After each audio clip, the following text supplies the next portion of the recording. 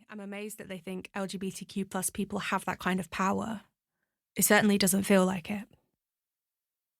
Secondly, there are those who feel we are on a positive trajectory, that things are better than they used to be for LGBTQ plus people. These are people like Jeff, the queer housing innovator we will meet later, who was alive when homosexuality was still a criminal offence and who lived through the AIDS crisis.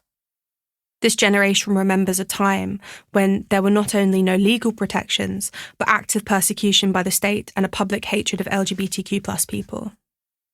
Comparatively, LGBTQ plus equality seems to be on an upward swing.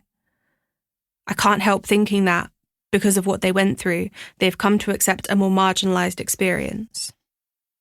Then there is the third group, people like Charlie who we'll also meet later, who are keeping up to date with the latest information and are terrified about the trajectory we are on.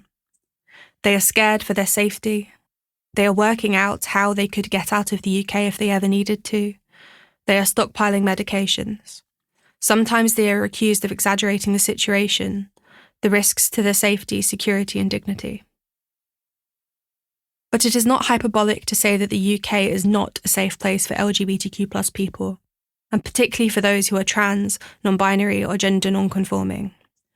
Granted, we do have some legal protections that other countries do not, but those protections are far from the whole story, and the notion that the UK is a global leader on LGBTQ plus equality is untrue and out of date. The findings of ILGA Europe's report were echoed by the UN. Victor Madrigal-Borlos is the UN's independent expert on protection against violent discrimination based on sexual orientation and gender identity. In spring 2023, the UN undertook their first visit to the UK in order to assess how LGBTQ+ rights were progressing. The outcome was a damning indictment of the actions and inactions of government, law enforcement and media.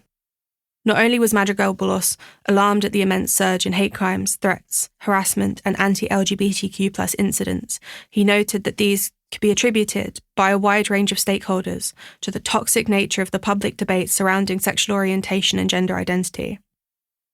Madrigal-Borlos warned that these developments could endanger the very significant achievements built over decades that the UK has made to address violence and discrimination. The UK must relinquish the idea that it is a safe, welcoming, progressive place for LGBTQ+ people. That narrative has lulled us into a place of complacency and inaction. We must also recognise that the rise in anti-LGBTQ+ sentiment hasn't occurred in a vacuum. It's happened alongside the escalating vilification of migrants and particularly of refugees. It's happened alongside growing rates of religious hate crime.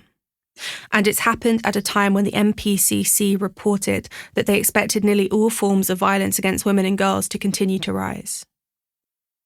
It has also come at the same time that the police have been given unprecedented powers under the Police, Crime, Sentencing and Courts Act 2022, resulting in protests and even just the potential for disruption being criminalised.